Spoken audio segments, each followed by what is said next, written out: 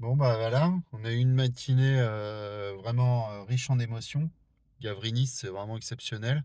Et je pense que ça va continuer parce que là, on est à Locmariaquer et on va aller voir ensemble la table des marchands et le grand menhir brisé. Et je pense que ça va être aussi exceptionnel, malgré le temps qui ne s'arrange pas.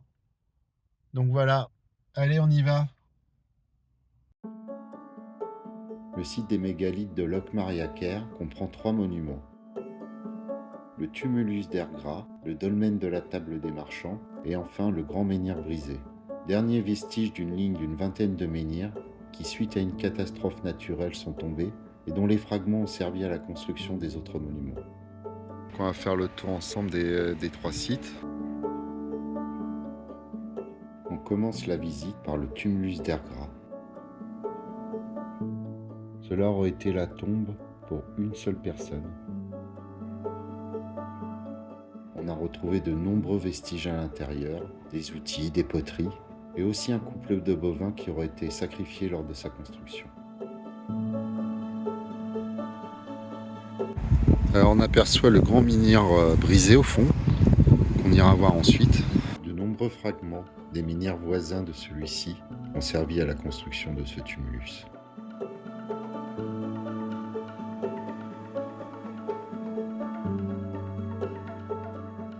Le monument est imposant. Il fait environ 123 mètres de long. On a du mal à se rendre compte de sa taille vue du sol. Mais vu du ciel, il prend alors toute son ampleur. C'est quand même très grand hein, pour la tombe d'une seule personne. Alors pourquoi il y avait 2 avancées comme ça de chaque côté? Peut-être que c'était pour des processions, des événements. On ne sait pas.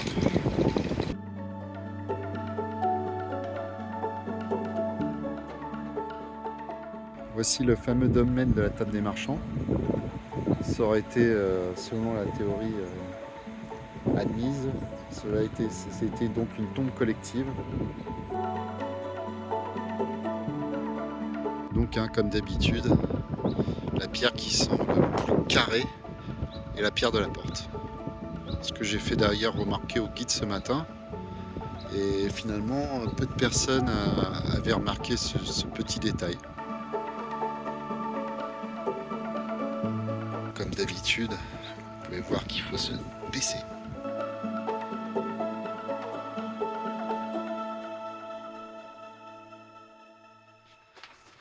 Je pense que voilà.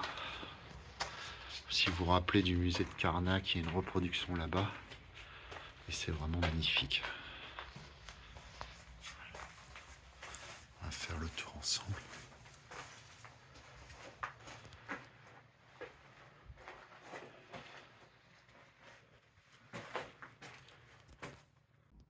Vous voyez quand même, là, cette pierre a été bien abîmée au fur et à mesure du temps. On retrouve les mêmes symboles qu'on retrouve un peu sur tous ces sites de mégalithes. Et vous voyez ici, c'est bien effacé. Donc qu'est-ce que c'est? Je pense que ça c'est l'œuvre du temps, hein. Mais bon, c'est quand même assez bien préservé. Bon, alors c'est moins impressionnant que Gavrinis, hein, forcément, mais la taille de la pierre est assez imposante. Ça en jette, hein. Et donc, alors, je ne sais pas si ça va se voir, mais voici la hache qui est donc taillée sur le toit.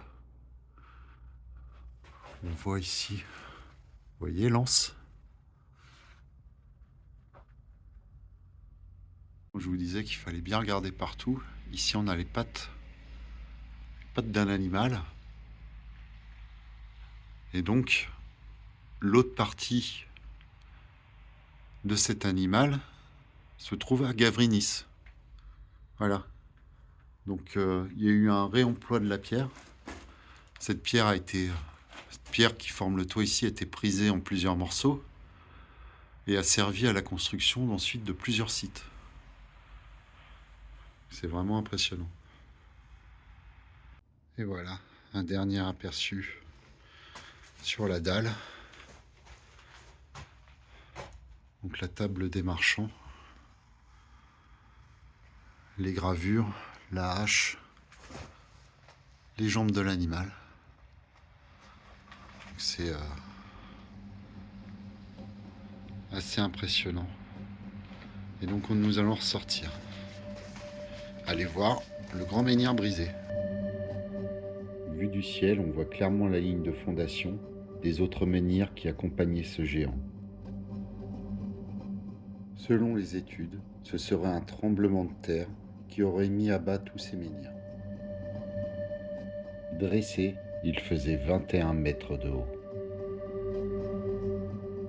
Et plus nous approchons de lui et de ses 330 tonnes, et plus nous semblons petits. Tous ces petits tas de pierres, donc c'était les emplacements pour d'autres menhirs. On pense même des tombes qui vous menaient à ça.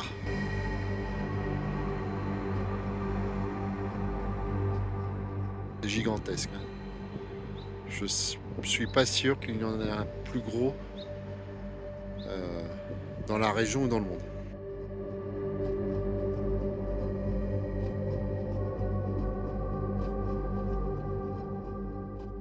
Franchement, pour bouger et lever une pierre pareille, je me demande bien combien il fallait de personnes.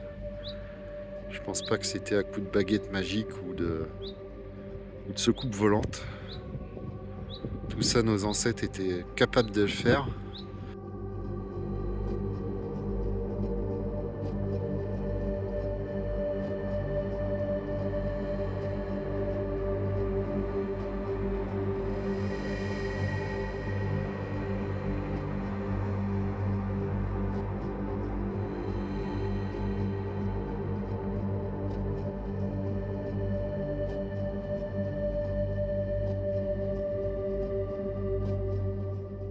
Quand même, vous imaginez la taille du menhir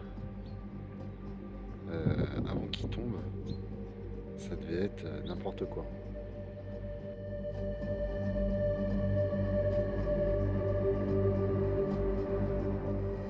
Tous ces dolmens qui formaient la ligne qu'on avait vue tout à l'heure, donc seraient tombés suite à un séisme. Donc vous voyez là, toute cette ligne, c'était les menhirs. Et donc, tous ces menhirs ont ensuite été débités et ont servi à d'autres monuments. Donc, Gavrinis, la table des marchands et d'autres, bien qu'on n'arrive pas à situer.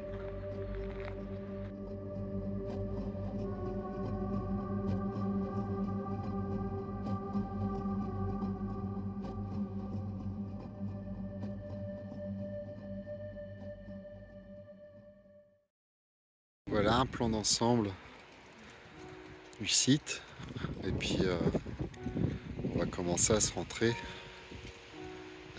Déjà une journée riche en émotions et bien chargée.